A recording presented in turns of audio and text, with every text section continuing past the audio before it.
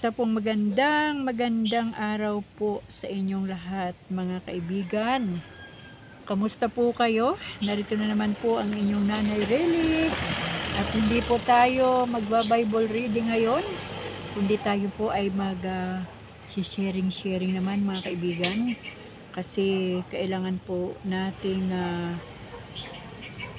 magkwentuhan, mag-usap-usap patungkol naman sa ating Panginoon. At kamusta po ang ating mga kalagayan sa buhay? Kamusta naman po ang ating espiritual na pamumuhay? Okay pa ba? Kamusta naman po ang ating mga pasensya? O di po ba? Yung ating mga pangunawa kahit napakahirap unawain ano po ang mga bagay at sitwasyon kung minsan. Pero alam nyo po ay ang Diyos po ay napakabuti. At nais po sigurong kamustahin ng ating Diyos yung ating mga puso, yung ating mga pagpapatawad sa mga nanakit ng ating mga kalooban. Kamusta po ang inyong mga puso mga kaibigan? Sana po ang ating mga puso ay nasa tamang kondisyon. At ngayon po ay meron po akong nais na ibahagi sa inyo. Ang title po nito ay Pagpapatawad. Ayan. Sabi po dito sa Awit chapter 85 verse 2, pinapatawad ng Diyos ang ating mga kasalanan. So kung pinapatawad ng Diyos ang ating mga kasalanan, kailangan din po nating humingi ng tawad sa Panginoon sa ating mga kasalanan upang tayo patawarin. Kasi hindi naman po patatawarin ng Diyos ang ating mga kasalanan kung hindi po tayo hingi ng tawad mismo sa ating Panginoon.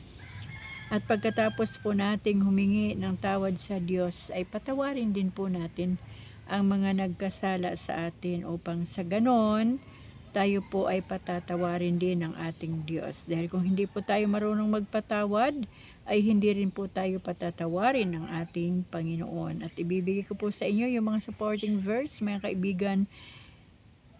Ilista nyo po sa inyong mga notebook ang Awit chapter 85 verse 2. Sabi naman po dito sa Isaiah chapter 1 verse 18, kahit gaano man kasama ang nagawa nating kasalanan, mapapatawad tayo ng Diyos. Ayan.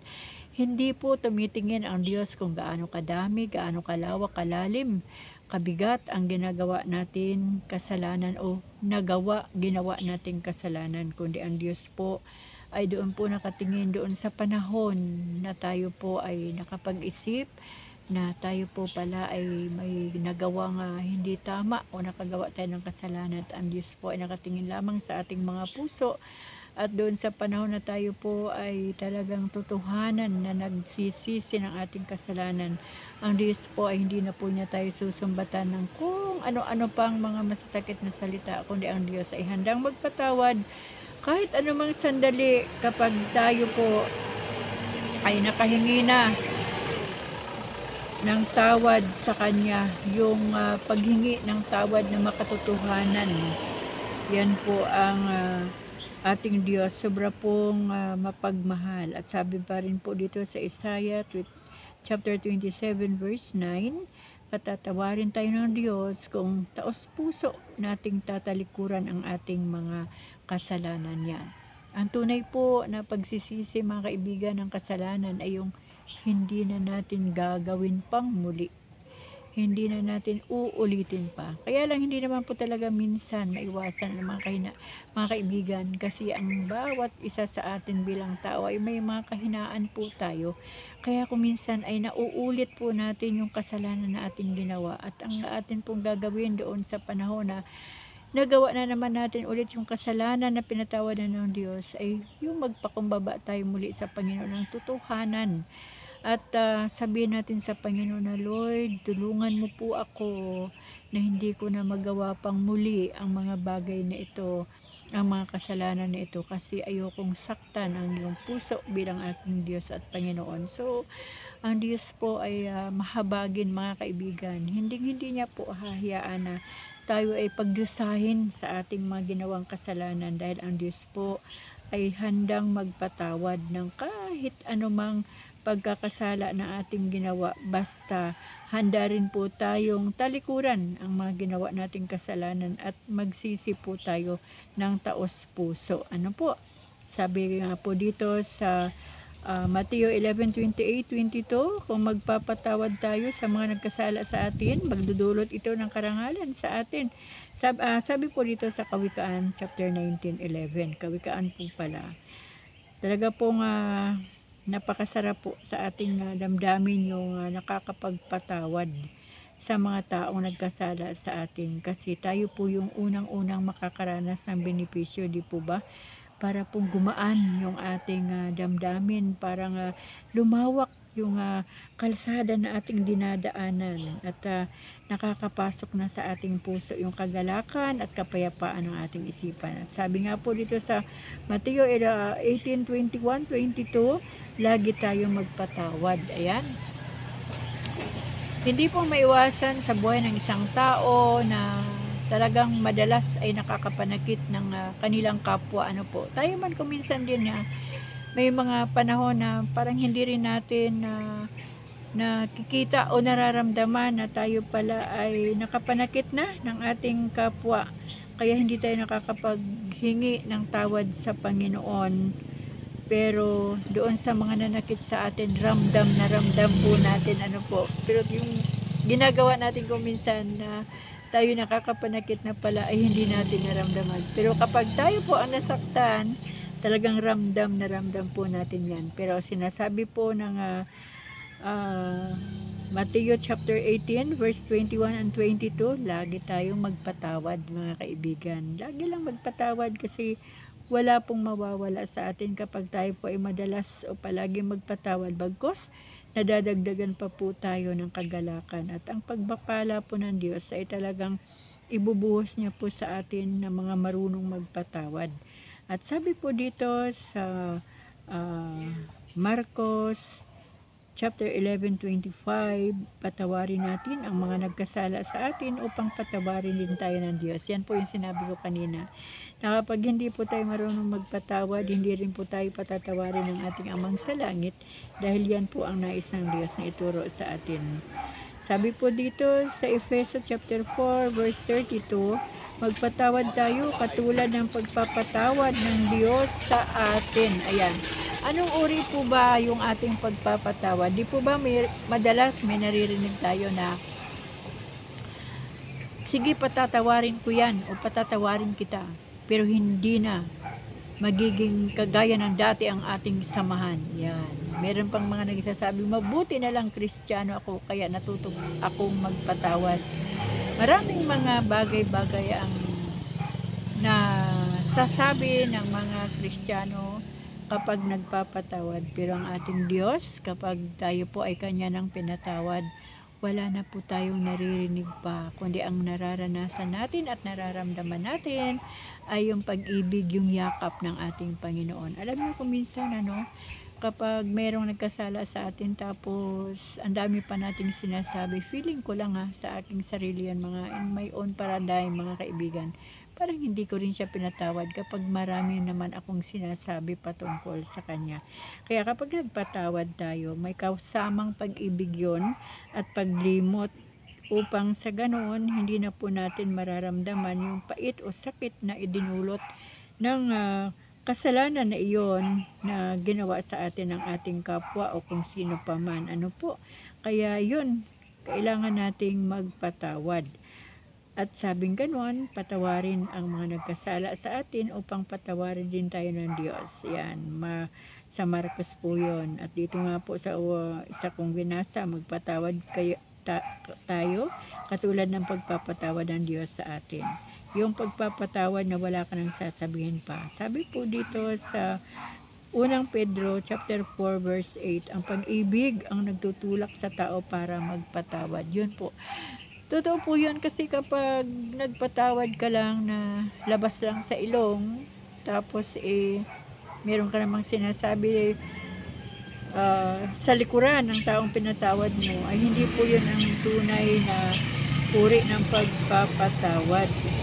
Dapat po ay isipan po talaga natin ang pag-ibig ng Diyos kapag tayo po ay nagpapatawad upang sa ganun, mapapatuloy po yung ating pagmamahal doon sa tao na pinatawad natin.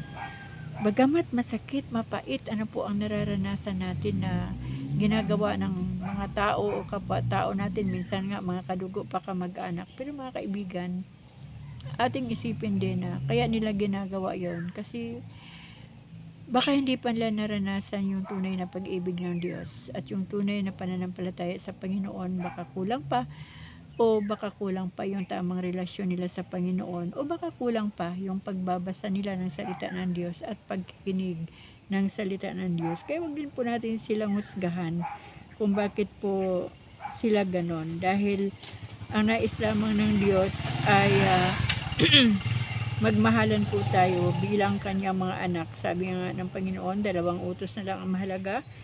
Mahalin natin ang ating Diyos buong puso, buong isip, buong kaluluwa, at mahalin natin ang ating kapwa gaya ng ating sarili. Kapag nasasaktan po tayo ng ating kapwa, unawain po natin at lagi po nating alalahanin yung mga salita ng Diyos na ating nabasa at nailagay ng Panginoon sa ating mga puso. Napakasarap po magpatawad, mga kaibigan. Akala nyo ba? Mahirap magpatawad, pero kapag tayo po ay nakaranas na ng madaling magpatawad, bawat sakit na nais ng Diyos na ipadama, ay nais ng tao na ipadama sa atin, wala na po itong pakiramdam ang puso natin. Hindi na po tayo nasasaktan. Kumbaga baliwala na. Parang isang bagay lang na dumaan lang sa harapan mo at wala na. Parang alikabok. Kaya hindi po tayo nakakapag-ipon ng sakit ng kalooban sa ating puso kapag ang tingin natin sa mga mapapait na sitwasyon na nais na iparana sa atin ng kapwa ay gaya lang ng isang alikabok. Okay, sinabi, ginawa, nasaktan, pero gawin lang natin siyang parang alikabok na pag-ihip ng hangin ay wala na. Yan po ang masarap na damdamin ng isang Kristiyano na hindi po nag-iipon ng sama ng loob sa kanyang puso. Ayan. Ang pag-ibig ang nagtutulak sa tao para magpatawad. Tama po yun, dahil ang pag-ibig po ng Diyos ang siyang naging dahilan kung bakit po tinubos niya tayo sa kasalanan at pinatawad sa lahat ng ating mga kasalanan. At ang sabi po dito sa unang Juan, chapter 1, verse 9, maasahan nating patawarin tayo ng Diyos sa mga kasalanan natin. Yes po, mga kaibigan, talagang maasahan po natin ang pag-ibig ng Panginoon dahil labis-labis po, sobra-sobra. Malalim ang pag-ibig ng Diyos sa buhay natin. Kaya kahit anumang uri ang kasalanan na ating ginagawa, ay talagang ang Diyos ay handa ring magpatawad kapag tayo po ay lumapit sa Kanya, nagpapakumbaba, umaamin na tayo nagkasala. At natututo sa salita ng Diyos na hindi na natin gagawin pang muli, at kung magawa man muli, wala na naman tayong ibang gagawin kundi lumapit sa Panginoon at humingi uli ng tawad sa Diyos, humingi ng kanyang tulong, ng kanyang gabay, ng kanyang self-control para hindi na po natin magawa pang muli na magkasala muli na gaya na naman ng ating ginawa nung nakaraan. Ano po, so yun lang mga kaibigan ang nais ng Diyos na iparating sa atin sa araw na ito. At purihin po ang Panginoon. Talagang kaya ko po nasasabi sa inyo na hindi mahirap magpatawad kasi dinanas ko na, mga kaibigan. Grabe ang aking naranasan na mga pait, sakit, pangungutya, panguhusga, panlilibak, paninira, lahat na yata ng uri ng kasiraan ng dyablo ay ginawa na sa buhay ko, at kung minsan nga ay mga malalapit pa sa aking puso ang ginagamit ng dyablo para saktan ako. Ngunit salamat sa Panginoon dahil ang pag-ibig ng Diyos ay talagang sumaakin na. Kumbaga nasa buhay ko na, natutunan ko na. Kaya every time po na may nananakit sa akin, ako po yung umiiyak, hindi dahil sa nasasaktan ako, kundi lumuluha ako para sa nananakit. Kasi kung alam lang ng nananakit ng kanyang kapwa kung ano ang kahinatnan ng kanyang buhay kung hindi siya makakilala sa Panginoon, di po ba? kung hindi makakilala sa Panginoon yung mga taong mahilig manakit o wala ng tamang relasyon sa Diyos o kung baga ay wala ng panahon sa Panginoon, hindi nakilala ang Diyos, tumalikod na sa Diyos, anong buhay po ba ang kanilang mararanasan? Di po ba? Yung buhay na nakakatakot, yung buhay na walang kasing wala pang nagaganap na pagdurusa ang kanilang mararanasan doon sa lugar ng impyerno. Kaya sa lahat po ng mga taong nanakit ng ating mga puso, ng ating mga damdamin, ng ating kalooban, mga taong hinusgahan tayo, siniraan tayo, huwag po nating intindihin yung mga kanilang ginawa, kundi ang atin pong bigyang pansin ay yung buhay ng mga taong ito na ating maipanalangin at ilapit natin sa Panginoon na sana ay makakilala din sila sa Diyos. Sana aristuhin din sila ng Diyos na gaya ko, na ako'y inaristo din ng Panginoon mula sa napakasamang buhay, napakasamang pag-uugali, pero salamat sa Diyos. Kaya kung ano yung naranasan ko, nawa ay yun din ang maranasan nila, upang sa ganun mga kaibigan, anytime man po na dumating ang ating Panginoon, sama-sama po tayong marapture at sama-sama po tayong makauwi sa kaharian ng ating Diyos sa kalangitan. At ang panahon po ngayon ay talagang panahon na po ng ligligan. Ngayon po ay panahon ng tawag dito, panahon ng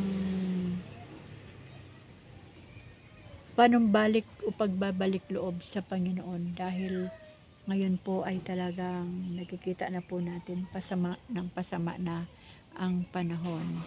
Pagpasensyahan nyo na po itong aking mga kaibigan, itong aking cellphone, kasi sinusumpong-sumpong na rin po ito kung minsan. Kaya pagpasensyahan nyo na po.